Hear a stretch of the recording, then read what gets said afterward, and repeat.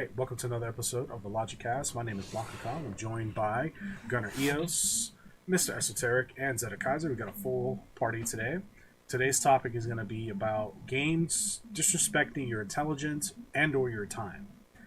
This was a topic that Zeta had brought up, and we're just going to talk about games that disrespected us, basically. Asked us the question, "Hey, dum dum, do you not understand how to play this game?" And so, yeah. With that being said, Zeta, tell us about a time you've been disrespected by a game. Every single day when I play Every games. single day. But yeah, I mean, just for not that I'm sure anybody cares, but for context to how this even came up was just reading an article on Niche Gamer. Well, are comments working before I go through the whole spiel? Oh, comments? Or yeah, like I knew y'all was Oh, the description stuff. links before. That's fixed, yeah. right, Esoteric? Or Yes, all that's right, fixed. cool. So then All right, links well, will be in the link description. will be in the description. Yeah, but yeah, it was about the new dreaded yellow paint for gamers who don't know go this way or climb this stupid, and how that has become more of a trend than it probably should have, and in just very, very blatant ways. That is obviously not as I. The title of this would be respecting gamers' intelligence, as if I can't look at something and be like, hey, or even just my curiosity of looking at something and be like, hey, can I climb this? Can I open this? Can I do anything with this? Can I interact with this thing? And developers now deciding the way to tell you that yes or no is to just blather it in yellow, and or if it's a narrative game and they want you to solve a puzzle, just telling you the answer as characters talk to each other, or in the example we'll get to eventually, just forcing the camera to look at the item. Jesus Christ, I hate that shit so much. Yeah. So So what's an example of? I guess we'll kind of go around and share some. I have a few, but I'll let you start off, seeing that this is your topic. guess the best one, Uncharted. Gunner, where you want to start? What happened? Oh, no, I was just gonna say, I just, it's just kind of been going on for like a hot minute. Like, I was doing some research for the topic, and one of the first games I could remember doing it, was, I it's kind of spoiler because I know you're gonna talk about it. Was Resident Evil 4 was pretty like OG 4 was pretty egregious for that, and a kind of obscure game during the PlayStation 3 was I think it was something, I forgot the full title of it. It was like Journey to the West. It was basically Enslaved. Enslaved. There you go. Enslaved was pretty like really egregious with that. So you would have like a pure white wall or something, and then like this fucking piss colored fucking metal pipe just there. And I'm like, oh, I wonder if I can make that jump. Lo and behold, I can make that jump. So I was just thinking about that. Some examples of that I can like remember from even before 2023, 2024, like modern gaming, quote unquote. So, Yeah. That's the first time I remember seeing it. Is Enslaved.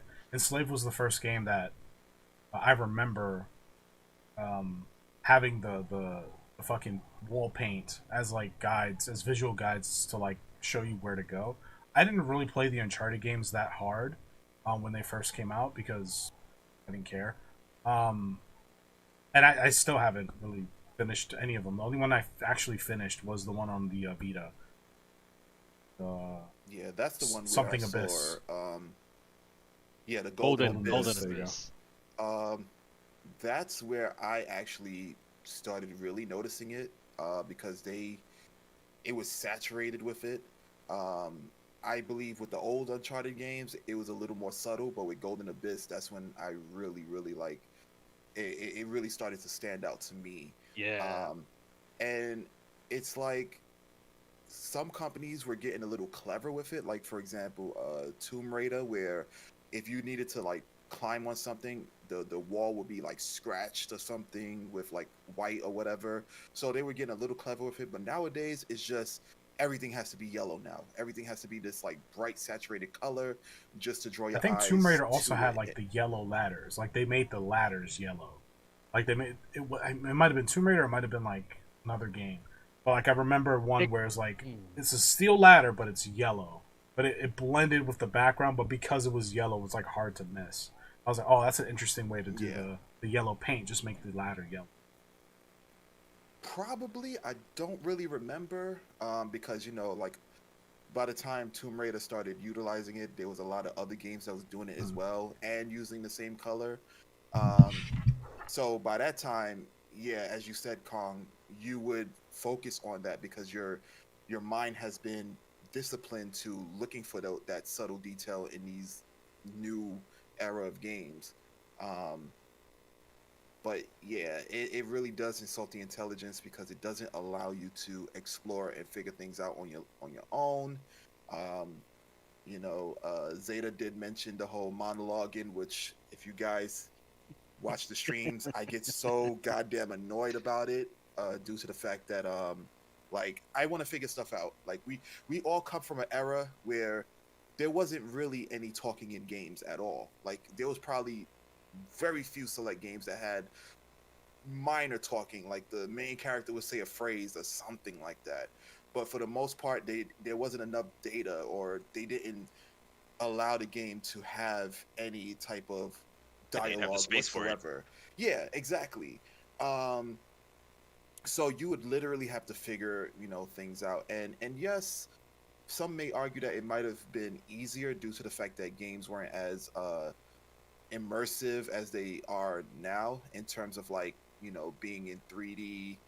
Most of the games were 2D and whatnot, but like there are some games out that are immersive that don't utilize this whole monologue, i.e., Elden Ring. Like everything was pretty much you figure out yourself.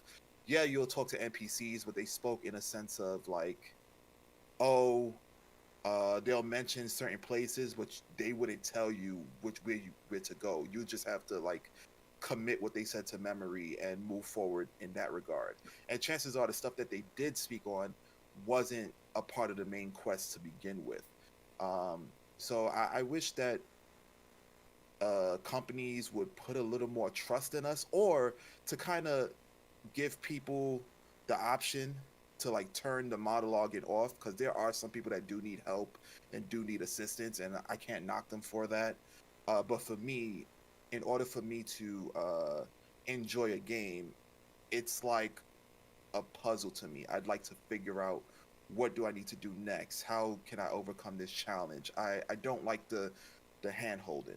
Like it was So, more fun driving. It was more fun riding a bike on two wheels as opposed to the training wheels. You know what I'm saying? So but it is easier with the training wheels, and that's kind of what some people need. I was gonna say you brought up Elden Ring, uh, and that's pretty interesting. Elden Ring they kind of did not tell you where to go, but they hmm gave you a suggestion on where you should go in the form of those white lines on the map. If you guys remember Oh when you would yeah. open up the map in Mhm. Elden Ring, yeah. So like when you Okay. first get out the tomb and you just get dunked on for being maidenless. If you look at the map, there's it's like white ethereal They're like lines, and if sweeping you follow arrows or them, something like. yeah, they point to what could be argued as kind of like the first major stage, Lingrave Castle, and Okay. they would do that throughout the map. So if you just followed the line, you'd be gimping yourself and missing out on like a ton of game. But you could successfully finish the game if you just followed that I line. absolutely But ignored all of that. So yeah, Yeah. The map was so like intimidating, with like, even when you find the first part of the map, it was so intimidating that I didn't really pay attention to those lines. I only noticed it like when I was just looking at my map. And, when I realized that if I see a cave on a map, there's a 99% chance it's an actual cave. And I noticed the lines, and I had unlocked a decent portion of the map at that point. And I was like, oh, these are all pointing towards the major bosses, because they have one that points towards the I'm just gonna call it the Harry Potter Wizard School, where you fight Oh, Moon Mommy. Renala. Yeah, and it points Okay. to her. It points to Radon. Like, so it all points to major bosses that you have to beat in order to get to the end of the game. So they did give you a hint, but they just didn't. They didn't pull a horizon, and your character just started speaking. I should follow those lines. It points towards the direction of the castle. But they also told you that because the guy with the mask told you, hey, you might want to check out Limgrave Castle. But if you have the reading level of a 6th grader, you might not have caught it. But he did give you an idea of where to go in the beginning if you kind of just want to, like, have a form of direction. So Elden Ring did it, but like you guys said with Tomb Raider, they just did it in a way that it didn't feel intrusive. It felt natural, and again, you could just completely ignore that, like most of us probably did. But I ignored it out of ignorance because like I was not that was not what I was paying attention to. Me it was more so like the map felt super overwhelming to me to begin with. Even acquiring pieces of it, which I believe you can tell me how it functions, Gunner. Like you had to acquire a segment of the map in order to even see those lines, right? Or yeah, they were like there was like a Okay. monument that they helped you out. Like the monuments would be visible even if you didn't have the map. So you yes, could put a yes. marker and just go in that general direction. And then once you got to that monument and picked up that map piece, it would give you the map for that corresponding grid. So that's how the map worked in Elden Ring. Okay. But then again, you brought up another good point. Like even if you followed that ethereal line, it would pass by one of those monuments. So From Software was putting it in the player's hands to go, oh, if I go by these monuments, I'll get a map piece. I'll look out for those as I travel the world. So Elden Ring did give you guidance, but they did it in the way that we're used to, where it's just like, come on, I know you got some brain cells in there. Rub them together. You can figure it out. I believe in you. Which a lot of modern gamers don't. They're just like, no, you're too stupid for this. Just gonna have the character spell out the whole puzzle for you because you're an idiot, Yeah, or yeah, fucking pull your camera towards the goal. yeah. As you was going, that's what I was going to say. I was just like, as you're describing it, I was just like, that so much that the games don't guide you, because games do guide you, but it's the Yeah, a just good literal game will give you some form hand of holding, like guidance. where Yeah. the way the generation where we came from. That's for the most part, not every game did that. You know, we had shit like Earthworm Jim and whatnot. Oh, Final Fantasy 1, go west. Good luck. Yeah, yeah, but like there were games that would like that just they give you like proper guidance, I would say. So like how you were saying with Elder Ring, like, oh, we'll do this. Like, we're not going to tell you this is what this does, but you know, you using your brain cells figured out like, this is what this is doing. So if I ever get lost, I know I could just follow this line. Exactly. I'll be back on track. But even just like other stuff, like Skyward Sword, right, is the one that was the attempt at open world for Zelda before Breath of the Wild came out. Yeah, it was like Yeah, and Wind Waker kind of sorta. No, I think Wind Waker was set because you had to. Well, whatever. Anyways, like Skyward Sword was the one they more promoted, where it's like you could fight the dragon. There's obviously an order to where you should fight for dragons, but they didn't force you to do it unless you know you did it wrong and then you bricked your game. But we don't talk about I that. remember that. Yeah, or even That's like Skyward Sword, yeah, definitely. yeah, or even even though we shit on it for a little while, Scarlet and Violet, like they let you go wherever for the most part. It wasn't done correctly in that it didn't scale the levels, so Yeah. you could have struggled in one spot and then went backwards to another spot, and it's just like, oh, Exactly how it Shot went for me. everything. yeah. So it's like if they let you do it, they gave you the freedom, but it's like there was clearly a way to do it, and they didn't scale to allow the freedom. Like, we're going to give you the freedom, but we're not going to also, continue it to be a challenge. But even Or Elden, I keep bringing back to Elden Ring, Game of the Year for a reason. Because Elden Ring didn't really scale things. It's just the nature of Dark Souls from Of the Software. game. Yeah, it was just like you could go to God, the name escaped me. I'll remember it all when the expansion comes What, out. Caelid or Where Radon lived, all the Yeah, fucking I land think of it's AIDS. Caelid. Okay, yeah. You could go there day one, but it's like, yo, I'm just getting one shot. I'm getting triple shot over here. Technically, you are severely underleveled, whereas Limgrave is kind of geared towards like soul level 1 to 20, but that's how you would know right off the bat. It's like, oh, okay, I think I'm a little bit too low for here, but like you if you were a madman, you could tough it out in Radahn's place, gain soul levels, gain gear, come back to Limgrave and just start fucking massacring the place. But it's still, but then Margit would come out and humble you, and it's like, fuck, shit, I grinded for nothing. But I think that's just the benefit of the Souls gameplay. But yeah, Scarlet and I Violet would did have not preferred that take notes from that. the game scales to you and adjusts to like always be challenging and allow you to have the option to tweak that. So I think Esoteric mentioned it earlier where with the monologuing, if there was a way to turn it off, like that'd be great. I wish that was an option in general. Like they have accessibility features, which I'm not against. I think that's fine for those who want to utilize it. It's kind of humorous seeing people play with it. It's like, wow, like. Oh, you see the Last of Us stuff? The color coding, like legal, dude. Legal cheat codes. Well, I mean, some people genuinely do need those. Yeah. Which is why I'm not against it. Like I'm making fun of it, but like, even I probably shouldn't. But I don't think they need all of it. I'm okay with it being in the game for those who want to use it. Like, it's not on by default. I'm fine with that. I'm okay with it being a thing because I think there are people who definitely need it or just don't want to play games what I would consider the traditional way. So, for example, like, me and Gunnar and Esoteric have this conversation all the time where me and Esoteric prefer to play games blindly and not know stuff. Oh God, whereas Gunnar, so he's like a research freak. Him and Wolf are like research freaks. They're like, no, I gotta look stuff up. I gotta know the most optimal way to play this class. Otherwise, I'm gonna feel like I'm missing out.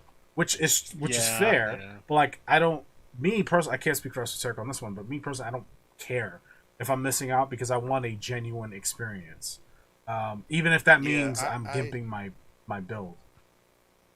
Yeah, our experience is, I would say, align in the sense of we are just trying to get through the game to see what happens next. Like we want genuine reactions as to what's going to happen. Whereas, Gunnar and Wolf, they want to know, like, okay, well, their enjoyment is maximizing their characters in order to obliterate everything. So, I guess it's more so we don't care about wasting our time, whereas our counterparts are like, no, if we're gonna do this, we got to get it done right. Yeah, which I respect. Like, it's not a knock; absolutely. It's just an observation on the difference. Yeah. Like, I won't speak for Wolf, but like for me, it's like a really. Because like what solidified it in me personally was playing the real Final Fantasy VII. Like, you can fight me, the real one, not that. You mean Rebirth? Garbage. Yeah, that one's cool. No, I'm talking about OG block hands. Let's go. Like, I didn't know at the time that there were only 3 enemy skill materias, which is, for those who don't know, it's like blue magic in the Final Fantasy world where you can use monster skills. There's only 3 in the game. And there's 2 of them that you can miss, and if you miss them, they're gone forever. You can't go back for them. The only way you can go back is boot up a new game, and that scarred me. Once I found that, I'm like, oh my god, no wonder I only had 1. And like, as I can't, because I can't miss that. Nowadays, that's not gonna happen. Like, can't miss anything. You can't miss anything, but that's what did it for me. So, and I envy you guys sometimes because I wish I could play games like that. I can't, man. I look at the computer and I'm like, people are talking about stuff, and I feel like I need to be in that conversation. That I need to know. Well, it kind of sort of depends, right? Because we're playing 2 different genres, whereas like I would say maybe for RPGs, because yes, we have been we have gotten the shaft before because of poor design, where it's like, oh, you're gonna come across this boss and if you don't level up accordingly, you may have to start your entire game over because there's nowhere else you can go. Like, once you save there, that's it. I think that's just poor design, in my opinion. Yeah, that is poor design. Because I remember these guys telling me about RPGs where it's like, there's no turning back. Like, PS2 PS2 era stuff where it's like, yeah, once you get to this point, there's no turning back. There's no, you know, riding the ship on your character builds or anything like that. You're fucked. Like you figure it out. And I remember personally like um, locking myself out of Resident Evil 3 original, not the remake. It's not about remakes. But there was, See, we all have a remake we hate. but anyway, in the clock tower, you know, which wasn't in the remake, uh, you were locked into a boss battle with Nemesis in the garden, and I didn't have like any ammo. Like I had so little ammo, and I didn't know the boss fight was gonna happen because I was playing the game for the first time, and I legit there was like no real way to like beat it. I legit like unless I like became like a super fucking player and like just learn how to beat him with the knife and the dodge, which I just at 10 years old I wasn't skilled enough to do that. So I had to start over, right? And that sucks. But I understand why these functions exist because from so there are certain players that there are certain players that are like us where they want to play a game and have a genuine experience and be challenged in the right way, and that's hard to do. That's hard to gauge across the when you know board. what's coming. No, it's hard to gauge from the developer standpoint. It's hard to gauge that and have like this experience that like this one size fits all design philosophy. That's hard to do. So like I don't envy the position that they're put in because they're going to get criticized one way or the other, right? Either the game is too hard or not accessible enough, or the game is too easy and everybody hates it, and that could affect sales. And if your game doesn't sell well or isn't received well, then you might be out of a job, right? So like they're kind of compelled to put these things in the game despite our complaints because it's like, well, we want to make sure people can finish the game. So I kind of get it.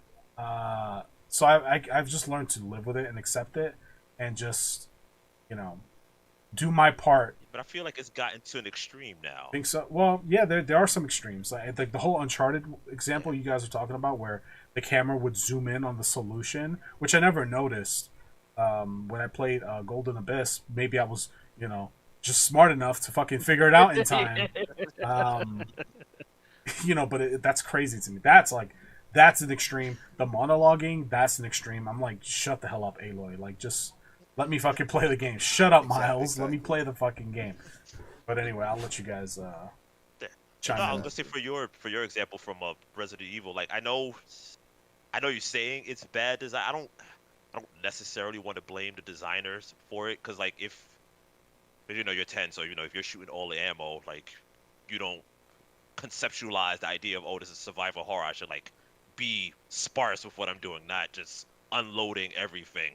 Why? I know that Like, now. I guess you should say they should, But yeah, at like, 10, guess I didn't. You should say they should expect that, but I mean, like, if really, like, can they really plan for like the extremes? Because like No. now you'll have it to where it's like where you'll be on one side where it's like, oh, I wasted all my ammo. What the fuck do I do? Figure it out.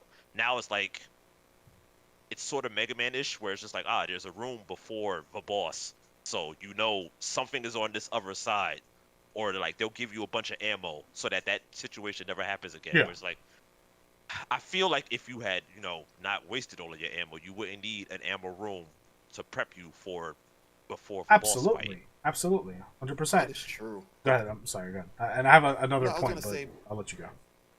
No, I was going to say that, but then again, that also falls under, the respect of our time as well. And I think that was a lesson learned from the developers where they realized, like, oh, okay, these people didn't notice that they were going to come across this situation and they were gimped because they were, like, really enjoying the game. Or it could also be a fact that there's a skill level scaling in terms of, like, where Kong will be able to run past zombies with ease, because let's be for real, those controls back then were a little wonky, but we tolerated them as kids. Whereas, myself, I'd probably run into every zombie, so I'm like, to kind of mitigate that, let me just shoot every goddamn thing. I think it's the fact that the developers had learned from the mistakes, and I think it's also our experience with games, because after playing a couple of the Souls games, I can realize, even in a Souls-like game, like, oh, this seems to be a boss area. There's no enemies. It's an open space.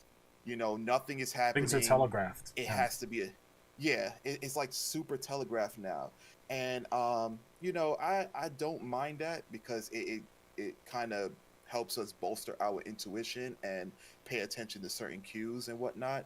But yeah, I welcome some of that to some degree because also with respecting time, what they really used to do now, not what they really used to do, what they actually are doing now is in some RPGs they'll tell you, hey, this is the final boss. Are you sure you want to progress? I do appreciate that. I'm not Yeah. gonna lie.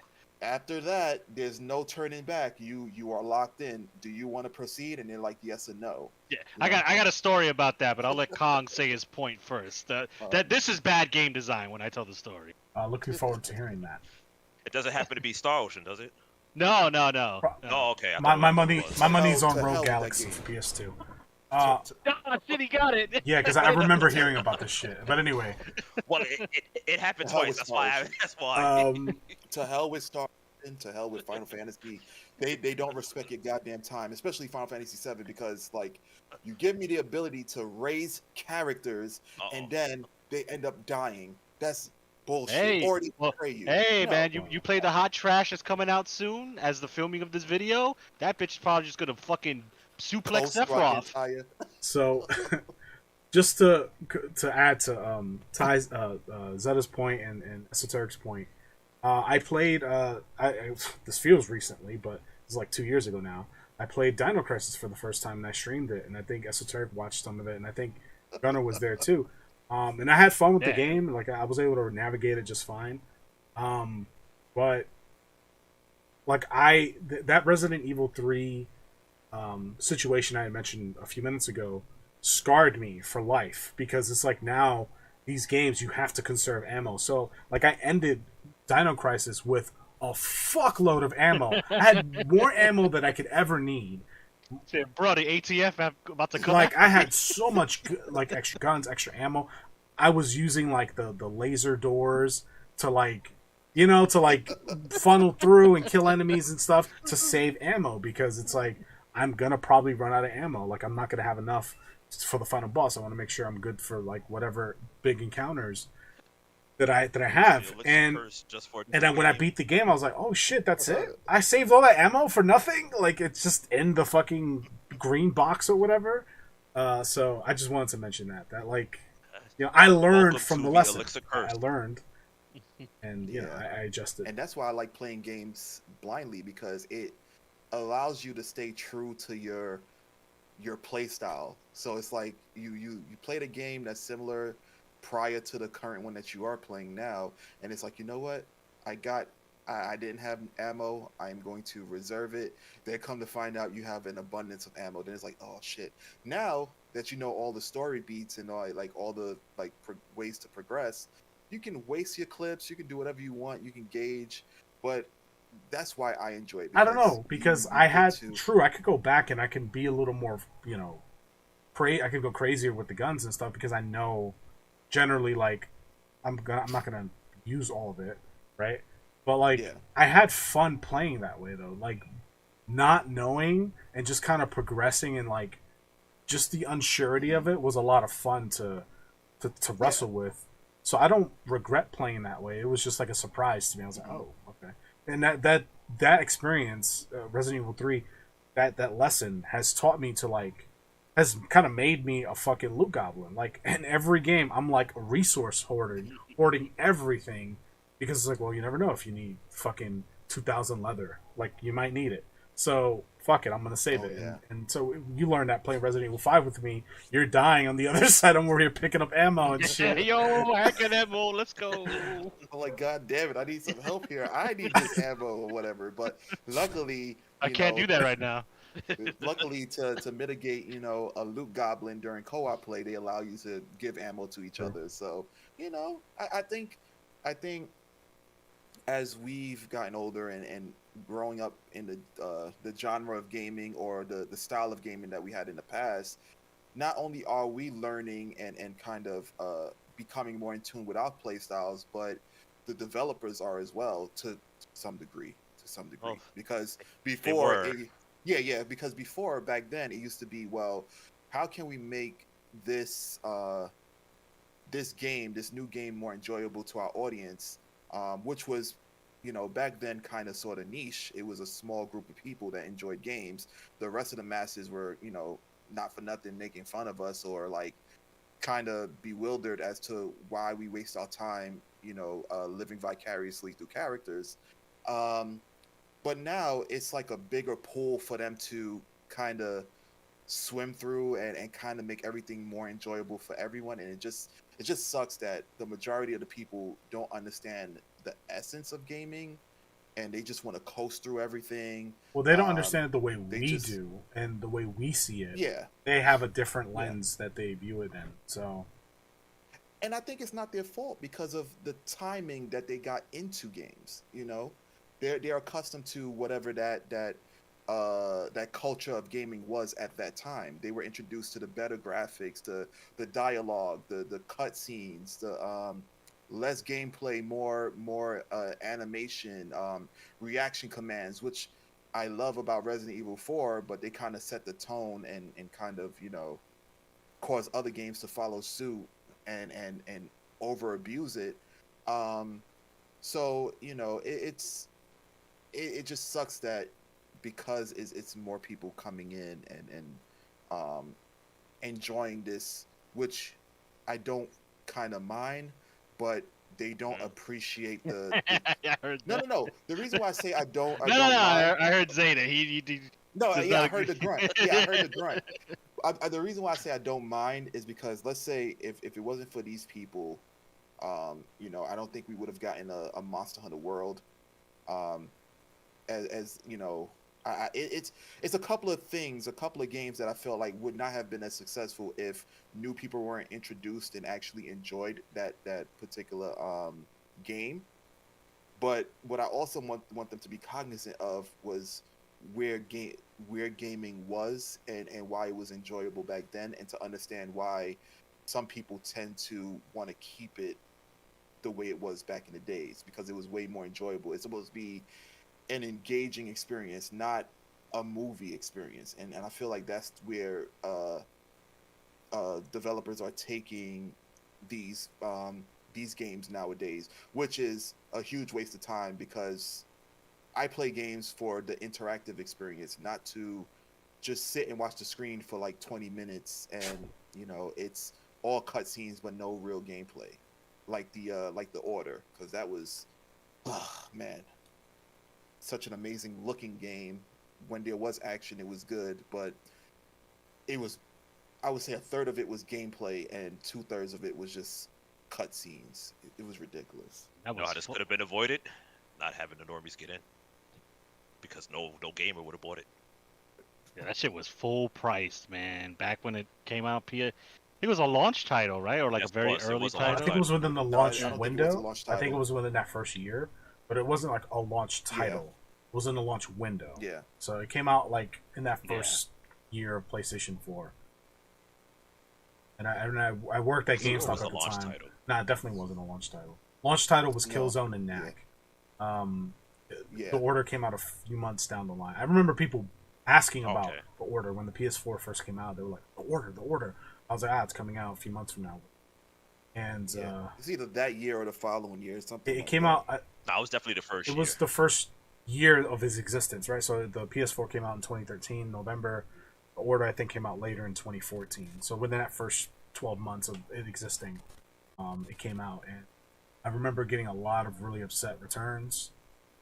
A lot of people were upset with the game. But a year after that, I think it was a year after, Until Dawn came out. And that game was very well received. And people loved it. And I was like sold out. And people were like upset, like, "Oh my god, you're sold out of Until Dawn! I need Until Dawn!" And this was before digital downloading was like the norm. It was there, but it wasn't like the norm like it is today. And so people were still Hey. looking for it. It's It's getting a movie now. So Yeah, the Yeah, movie game is getting a interactive movie. game. It's- Yeah, all that defeating its pesky, purpose. limited gameplay out of there. Yeah, yeah. The Order was released in 2015. Also, it came out a whole year after the game, after the Yeah. system. So it was a little after the launch window, which, Jeez. yeah. Which is weird because it was like pushed so hard and everybody's so attached for that moment. It was like so attached to it, you would have thought it came out the same time. I was like, nah, it definitely came out as the title. Like I True, completely but, forgot about Knack. I owned it. but with the Switch, they were definitely pushing Mario Odyssey, and that didn't come out till like way later. Yeah, it came out a whole They year were later, I definitely think. showing. Yeah. Well, they had Zelda as their big launch title, Oh, yeah. so Oh yeah. I think they were fine. No complaints. No complaints. Nobody was buying it for 1-2 Switch, I can tell you that. But yeah, I mean, here's the thing. Like, Zeta is clearly of the ilk that's like, we should have gate capped, and the normie, the casual gamer shouldn't exist, or shouldn't be allowed to be in this space without accepting like the decree of what it means to be a gamer. I don't subscribe to that. I see what he's saying, but Yeah. I think All I'm saying is we would have a lot less complaints. that's true. But to me, it's like I could complain about the state of modern gaming, but that's only applicable to the mainstream stuff. So I just have to make a decision Yeah. as a consumer to pick the right products for me. So that's why I buy more indie games. That's why I buy more AA games. That's why, I retro game, right? Because I'm guaranteed to get that experience with older games. So I just go back and I play stuff that I've either enjoyed in the past or haven't even played yet. Because there's a ton of games that I haven't even messed with from like the PS1, PS2 era that I can easily go back to and fill the time with instead of playing the newest, latest thing. Maybe the newest, latest thing isn't for me. And that was a hard pill to swallow because as a player who at one point in time the newest and latest thing was for us, now we've been bypassed, and now the newest, latest thing is for the casual gamer, the guy who wants to have more of a narrative, cinematic experience with limited gameplay. That's definitely not any of us. So maybe the newest Spider-Man game or the newest Horizon game or whatever isn't really for me. And so it's like, okay, well then I'll stick to what I know, right? And that's why I've only almost exclusively bought like Capcom games on day one, right? Like I'll be getting Dragon's Dogma when that comes out because I know what I'm getting with that. I'm gonna take a dive and I'm gonna try Alone in the Dark because that has RE like gameplay. But that's kind of it. And then obviously I'm gonna get the Elden Ring DLC. We'll see what else 2024 has. And I'm having a blast with Power World. I got like 200 hours in that game, so like I'm chilling, like I'm fine. I don't need a Ronin or whatever that new game is, that new Samurai game. Like it looks cool, but like I got a feeling it's not for me. Like this isn't really for me. So I'm just gonna chill and just let that game kind of sit there. I haven't even played or finished Liza P or Lords of the Fallen. I have those games. Like I have stuff to play. So like I'm okay. Like I've accepted that the industry has changed, and I have to adjust my expectations so that I'm not disappointed and I'm not wasting my money or time. That's my solution. Yeah, Yeah. I Like, sympathize. My thing is just it's like it doesn't have to be this way. Like we're making an active decision to just destroy everything for no reason. Like Yeah. with the Monster No, Hunter there's example, absolutely a reason. Money. Like, but it's where- not good money. That's the problem. Like good or there's no bad money. reason Money as is to money why. to people.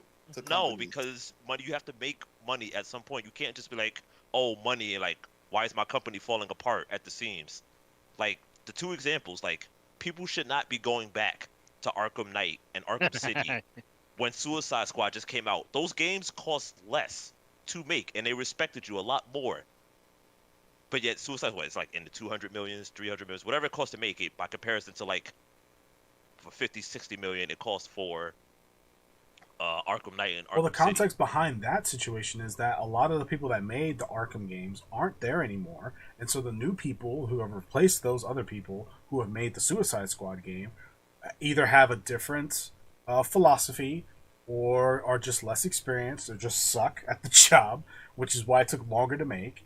And so we got what we got with Suicide Squad, which I've met people who like the game. So I don't know. Like, I'm sure somebody likes it, but it's like the results are speaking for itself as to like what's happening. Like even not as like a negative, like for Monster Hunter, like uh Sunbreak, right? Sunbreak was the last Yeah, expansion. Sunbreak. Yeah. Yeah, The like latest one, Sunbreak, yeah. like Sunbreak is coming out, and what got the resurgence? It wasn't Rise, it wasn't Rise 2, it was Monster Hunter World Iceborne. Oh wait, so, Even though so it, Sunbreak. Oh, you're talking about Wilds. Yeah, You're talking Wilds about is the one that's Wilds. coming out. there you go, wow. Sunbreak is the last That's expansion like, to Rise 2, if you will. Yeah. okay, yeah, I got that mixed up. Yeah, but like that's not what got a rise in like people playing it. It's Monster Hunter World that's getting the boost in Is this a players. better game? Well, the argument also, I mean, yes, Sorry. it's definitively it's. Yeah, but that's my absolutely a point. better- It's like, why, how did that happen? How did the game it has to be like at least 10 years difference now, right? Or It's more of a 5? 5-year difference between the two.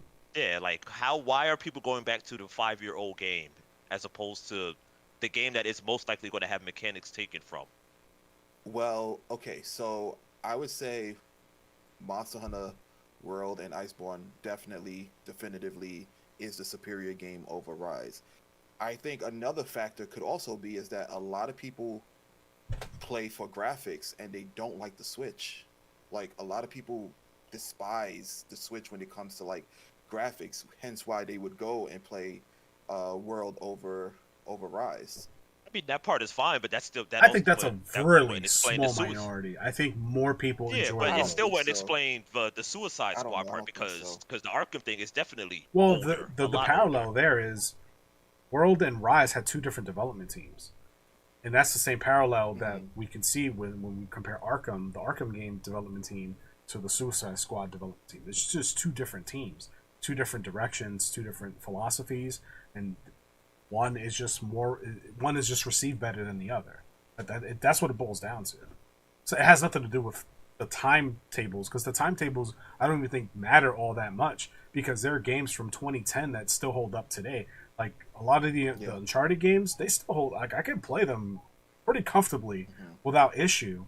A lot of those games from that era, that mid PS3 era, those games hold up just fine. PS4 games from 10 years ago hold up just fine. Hence Arkham. Yeah, but I'm Arkham using Knight. I'm using the timetable as like we should be technically progressing forward. Like Nah, we shouldn't should be be, like, oh. but I think we plateaued a while ago. Yeah. yeah, but now we're actively getting worse. Like we're just like We're making regressing. worse design Yeah, choices. I agree. We're having better graphics. Like this should not be happening. That's more what upsets me. Like I've given up on gaming. Like if nobody knows that by now, like I'm straight all in on indie. Like I've been preaching that forever, Yeah. and I've converted. I think everybody here, but Wolf. I think I've got everybody converted. But it's just like what's Converted happening us, you should bastard. not be happening. It was for the greater True. good. That's more like where all of this is. I agree with you, and it goes back to our these things shouldn't have topic happened. about the game development bloat that we did a few weeks ago, where we talked about that. Like that's a big reason as to why that exists. Look at Forspoken, look at Final Fantasy 16. Even like those games had huge budgets, and in Final Fantasy's case, they had lineage and like legacy behind them, and they still didn't hit the sales numbers, even though the game was generally received well. But it just didn't hit the way that they wanted it to, and I can't speak to as to why, because I didn't play the game and I have zero intention of playing the game. I have no interest in it because I'm just not an RPG guy personally, and just looking at the game I was like, meh. Like what really turned me off of that game was the fact that the Titan battles weren't real fucking fights, and I'm like, all right, you lost me. Like that was the one thing that was like pulling me in.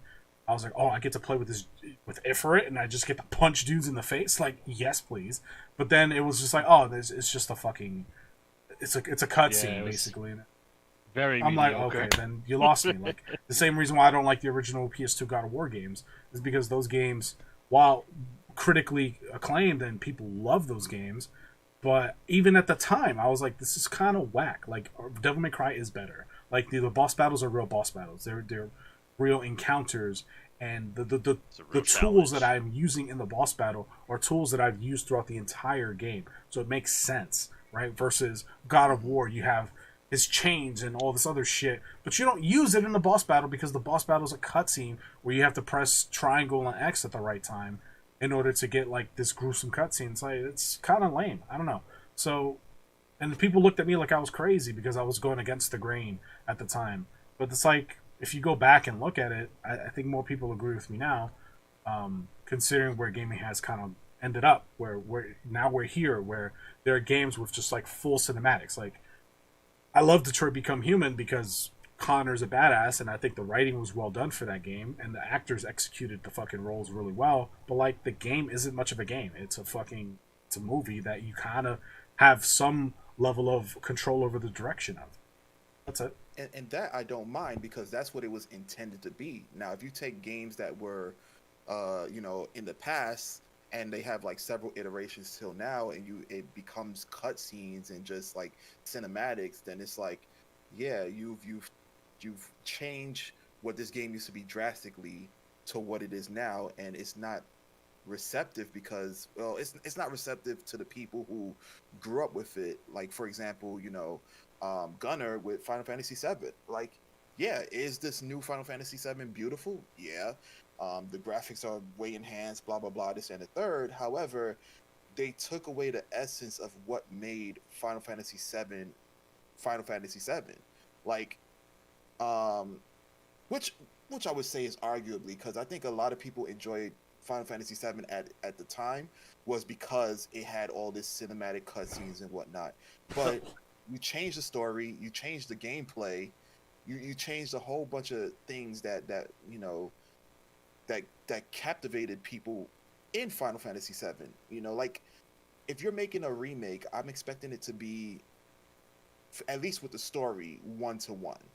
There are certain other elements where it's like, oh, you might make a adjustment on here and there, but from what I've seen and from what I've heard, like, story-wise, they changed a lot of stuff, and it's ridiculous. It's like, That's a very different game.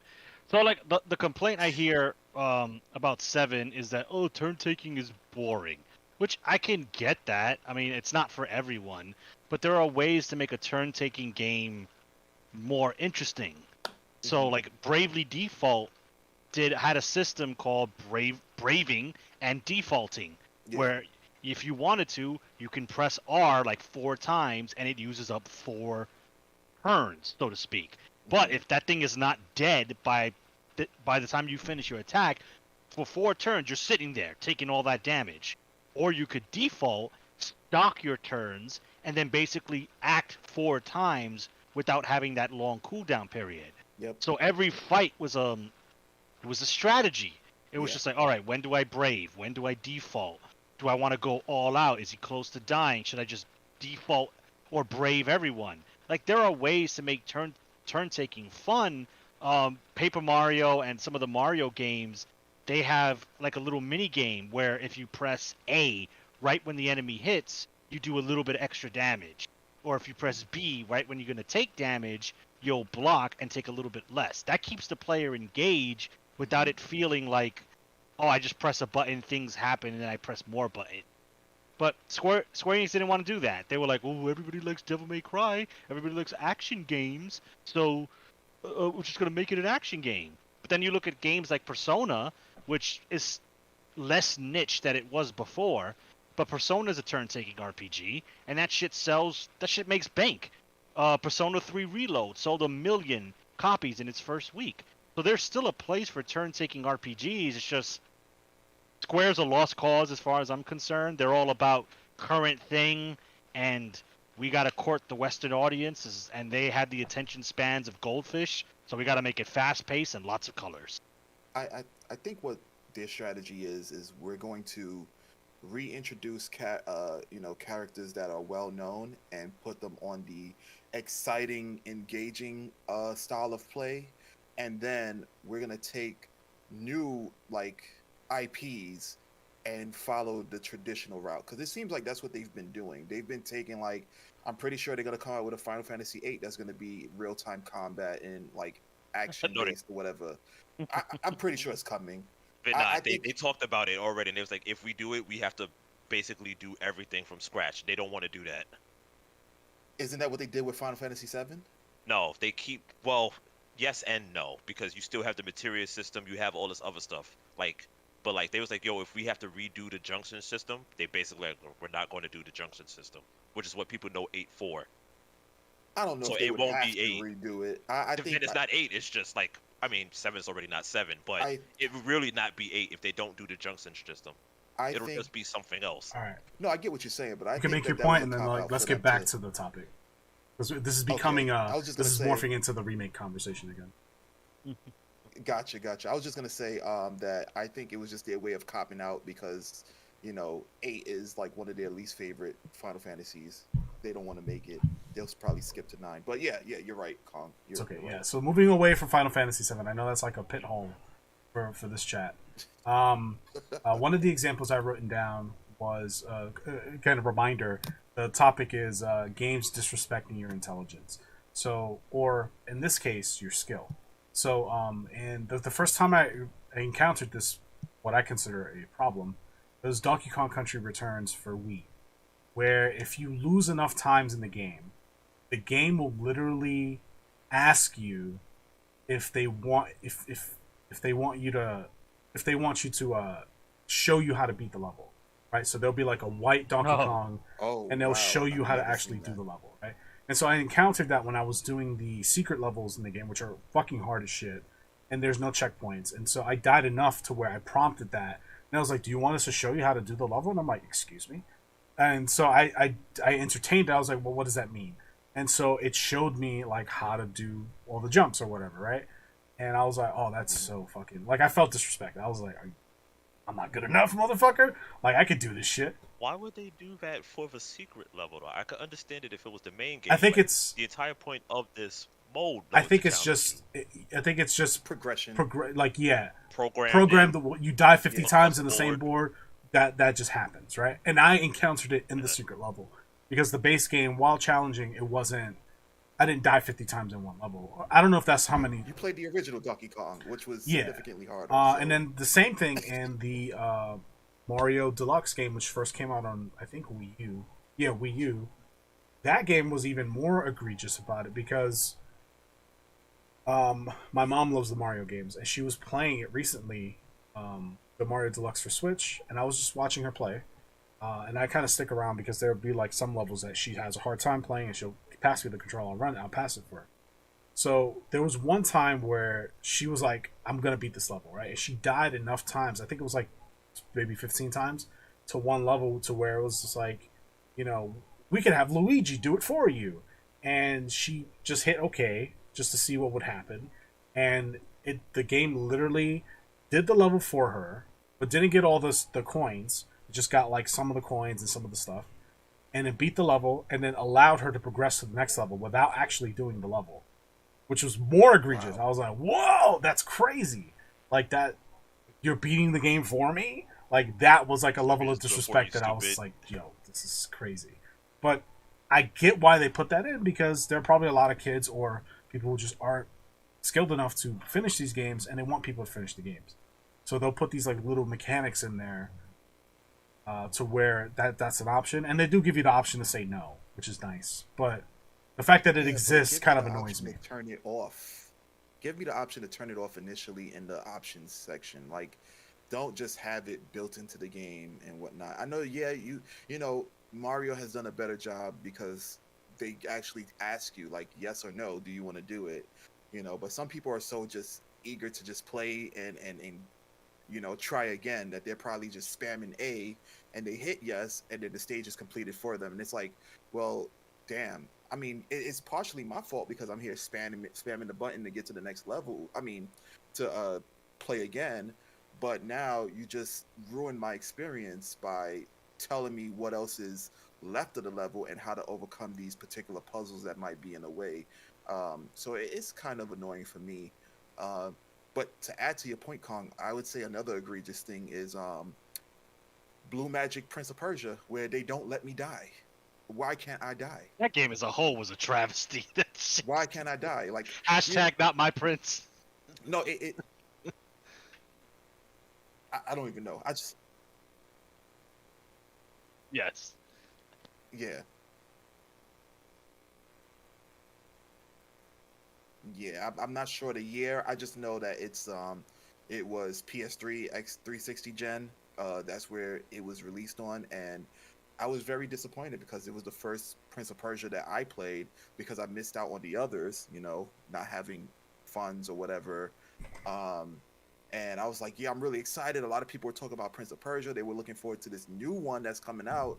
It wasn't the Prince that everybody was accustomed to, but hopefully the same team will make this an experience that people will enjoy and appreciate this new.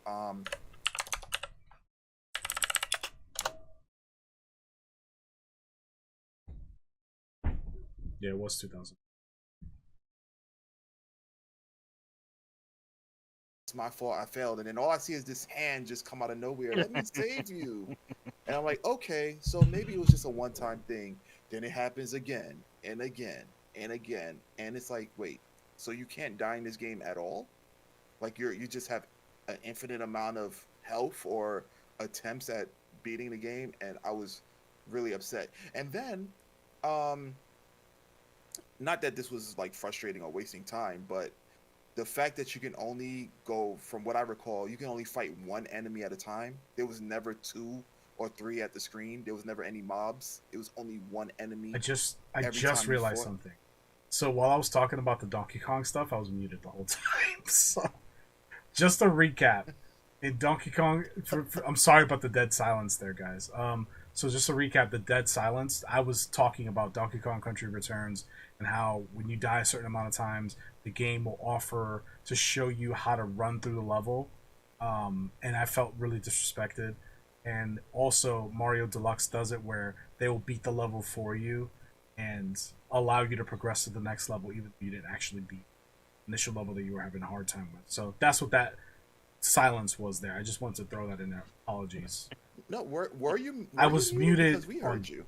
OBS for the recording. not on Discord. So you heard me, but the recording doesn't hear me. So I just... So there's gonna be one random response of why did they do that from me, and then it's gonna be silence again.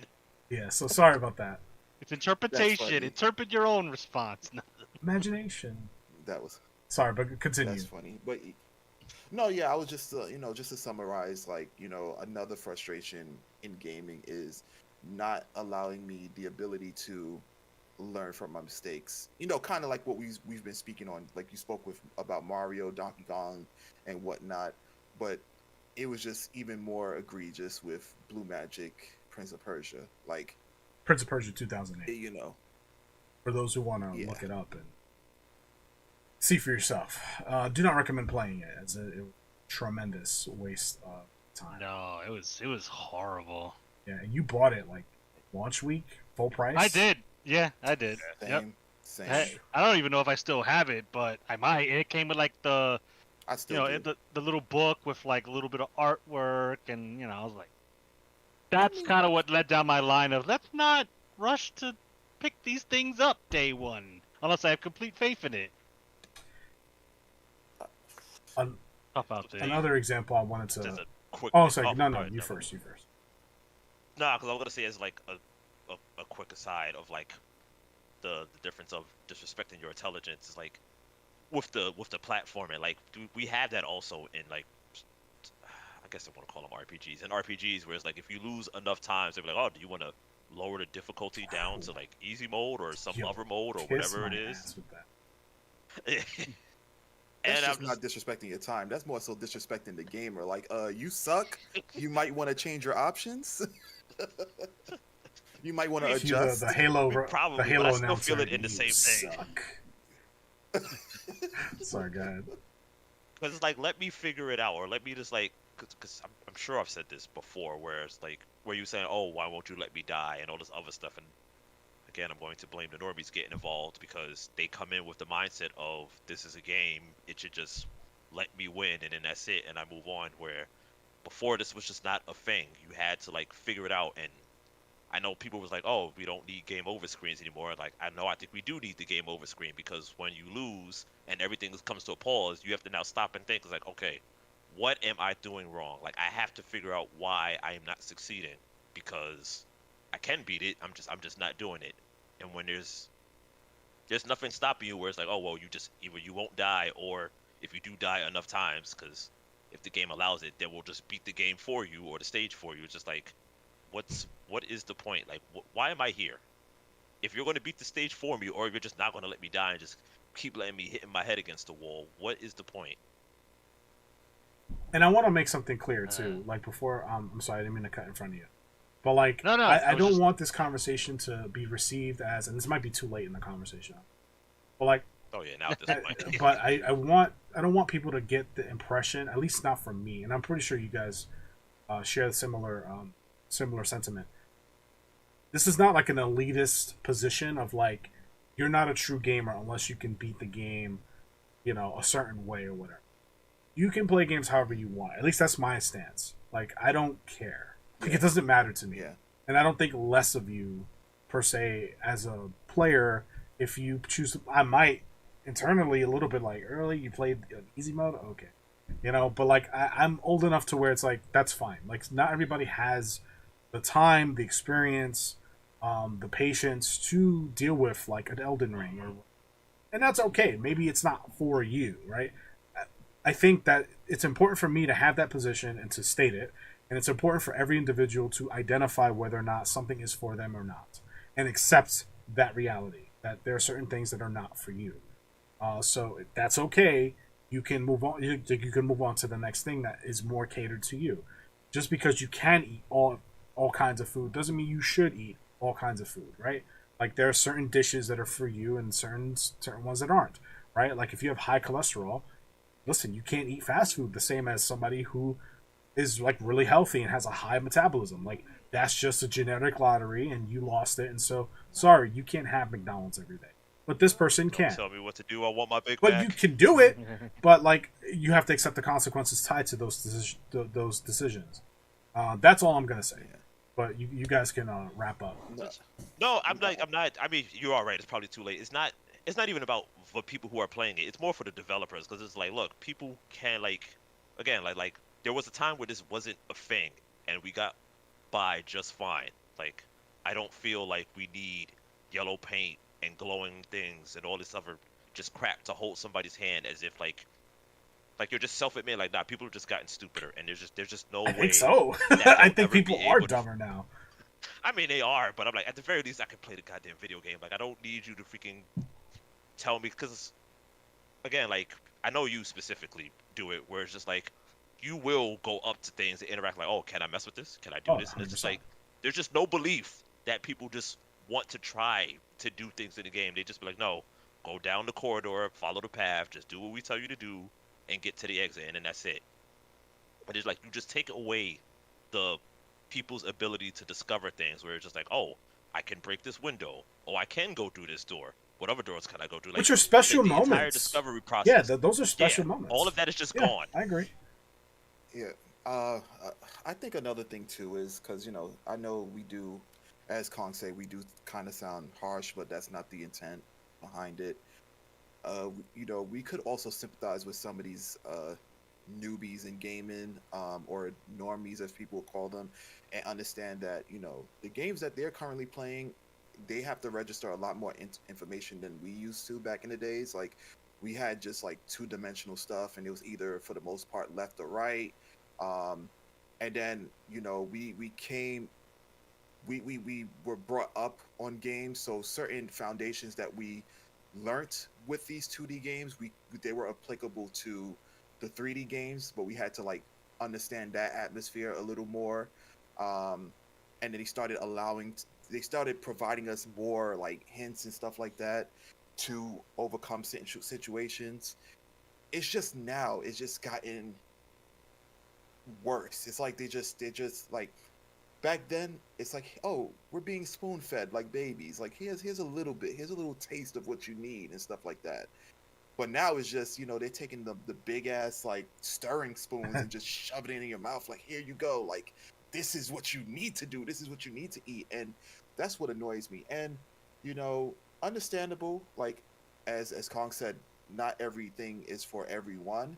But where I have an issue is where people want to come in and try to change the atmosphere of specific games. Like, if your game was already founded upon you can up your difficulty. You can have easy, medium, hard. You can, make other changes to accommodate your gaming. That's perfectly fine. But don't come here, requesting to change Elden Ring or a Souls game and say like, well, it should be an easy mode. No, it's either you get with the program, you understand how this game works, you adapt to I agree whatever with that. situations that they throw at you, and you move forward, or you leave the game alone. Because at the end of the day, like, you know, these games are also a form of art. It's an artistic expression, and if the creators, if the developers wish to have it in this particular way, that means that it was intended to be that way. And for you to, want to make that change, you're going against what the developer intended. And I'm not speaking on like, oh, there's a patch that needs to be implemented, or you guys need to, make the necessary adjustments to make it more enjoyable in a sense that something is glitching, but more so from the sense of like, this is how the game was built. This was my vision. This is what I absolutely intended the game to be. It's either you deal with it or you move on to the next game. Like, this is just not for you. And I think that's what people fail to understand. Like, adjust or move forward. or should I say adjust or adjust. Like, play the game or don't play the game. And, that's my take on that. Okay, so yeah, my closing thoughts on the whole thing is it's here to stay. Some games, I mean, it is. Some games will try to be clever about it, and some games will be Horizon Zero Dawn. At that point, you got to research. You should do that for any game in general, but yeah, it's gonna be like that. It's gonna stay like that. I think this is just a consequence of we need to broaden our audience and get as many people into the sphere as possible, because I'd rather have, or these people would rather have 500 people shelling out $70 than 50 people shelling out $70. So it's a poor strategy, and it fails more times than it succeeds, but all they see is the dollar bill. So that's why these games are like that. Just got to be more selective, man. There are good games out there that do respect your intelligence. You just got to be more selective. And hey, look, that also has a side benefit. You save more money. So I call that a win-win. Yeah, that's just it. It's a bleak future out there if this is not your thing. But Zeta pointed out the indie sphere is kind of where you want to look. And there are some AA games, that I like to call them, that still maintain that respect for the player and the belief that you have more than two fucking neurons in your brain. So that's my closing thoughts. Gaming is wild. Quadruple, mind you. Wild out there. It's funny you mentioned AAA and AA gunner, because when you said that, I was thinking about batteries. How This man. the AA is so much bigger and it holds a lot more life. It's more energetic. It provides you what you need in Look at this longevity wise. Confucius guy over here. And then the AAA batteries are a lot smaller. They don't have much to produce. It just Yo, let's put that in a fortune It's just- cookie. Shit. This was the plan all along. All right, Zed, do you have any closing thoughts? Anything you want to get off your chest? Comment on what Mr. Esoteric said about the newbies and the normies. I don't mind the newbies because everybody has to start off somewhere. It's the normies that need to go. They need to go because they are the ones who are just like, oh, this should be this way, and it's like, no. Learn to adapt or get out, as he said. But yeah, the newbies are fine. It's like everybody has to start somewhere. Like I know you have your own former coworkers now, where it's like you got them into Monster Hunter, and I don't know how long they stayed with it, but at the very least they made the attempt, and they freaking adapted to it, as opposed to possibly just going, oh, well, this game is stupid. I should be able to do this, blah blah blah blah, and all the things of how the game should adapt to how they feel it should be, as opposed to accepting the game for what it is and learning. Like those people are fine. Those are the good good gamers. They can stay. The other ones gotta go. They have to go because they are the real poison to why we're at where we're at right now. People want to change everything. they want to change everything, or they want everything to be a certain way so that they could just be like, oh, I played this for the experience, so I can be in on the conversation of I played the game. I played the hottest new game, like everybody else. I'm Hence cool. why they're always after the Souls games, because the Souls game, whether they like it or not, does respect your intelligence. It's like, you can figure this out. We don't have to hold your hand. There doesn't need to be a freaking giant yellow ladder telling you, hey, do this, stupid. They believe you. The ladder will be a normal ladder, and you can look at it and be like, hey, can I climb that ladder? And then you can. And then, there's like a guy on the top that knocks you off the ladder. You're stupid for going But up the now ladder. but now you know better. Yeah. You know what? And now the next time you climb a ladder, you'll be like, there might be somebody up there, so you'll climb slower and be more cautious about your surroundings. Again, there are ways to lead the player on and be like, because it's not like you die instantly. Because I know we're closing, but like, there used to be an old problem, like with Mr. Kong's favorite Mega Man, where it's like, you would get hit and then you would get immediately knocked off the ledge and then die. And this is like, well, just don't get hit, stupid. Like we're past that point, but it still was a lesson, but it was a harsh lesson, as opposed to just getting hit on the ladder, and the most you did, you lose some health and waste some time, because now you have to climb the ladder again. Like, It depends on how high that ladder was, because you could. Yeah, well, I mean, it's very unlikely, but yeah, it could happen. I mean, if you didn't have enough health, then yeah, but that's on you for getting hit beforehand. Just that don't still get hit. happens, because just recently, Esoteric's last Lords of the Fallen stream, he got kicked off a fucking cliff. So Yeah, that shit. Well, I mean, So- why is he next to the cliff? because that was the only path forward. So, But yeah, that's just my thing. Like, there are ways to do it. You don't have to be like, get on the special bus. This is how you beat the game. yeah, I think there's a boundary, and it was definitely crossed. Depending on which We're games, stuck in that cross point. depending on which games we're talking about, like the Uncharted example was crossing the boundary. I think, like, look, stupid, look at the painting on the wall or whatever, right? The Or whatever game gives you the the monologue. monologuing is crossing the boundary of, like, all right, come on, I could have figured that out. My example with the platformer is like beating the level for you. Just That's beating the like, level for me, that person, that's crossing a boundary. I'm like, no, like, if I can't beat the level, I don't deserve the game. But yeah, that's the conversation. Hope you guys enjoyed. My last point that I didn't get to talk about was more so respecting my ability to handle information. So, like the Pokemon games, not sharing IV values really fucking me. That should be information that's accessible in game. It is now, I think. I think you can access that data in Scarlet Violet. Ish. It's still vague. But it's still vague, and it's not, like, clear, and I hate that. And I've been playing Power World, and it's the same thing. There are IV values in the game, and the only reason why I know that is because people data mined the game and posted their findings online. And it's just like, that's so annoying. Like, I kind of want to know, like, where my guy is, Yeah. as far as the strength totem pole is, and like that sets my expectations for, like, what certain creatures can and can't do. So, like, that annoys me. Especially if it's PvP based. Like, I Yeah. want to maximize my output to defeat whoever I'm fighting, especially in Pokemon, because that stuff matters. Like, I need to know how I'm gonna build this guy. It's like you're training in the gym, and your opponent is strong with his legs, and you gotta, like, you're focusing on something completely different that won't help you win the fight or whatever. I mean, it was a bad analogy on the fly, but you guys get. Well, it's like going to the gym and not having access to the bigger weights, right? It's like, nope, you have access to 10-pound dumbbells. That's it. It's like, what? Yeah. Anyway, so I just wanted to throw that in there. Let us know what you guys think in the comments. Subscribe for more content. We release podcasts every Wednesday at 12 p.m. Eastern.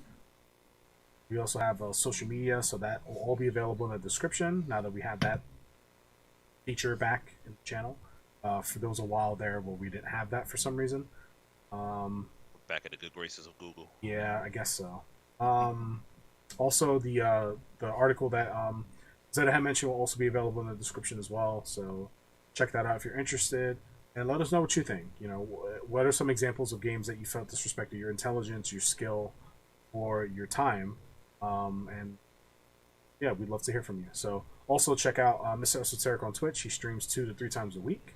The link for that will be in the description down below. Give him a follow, check him out. He plays all kinds of games. And with that being said, we'll catch you in the next one. Bye. Take care.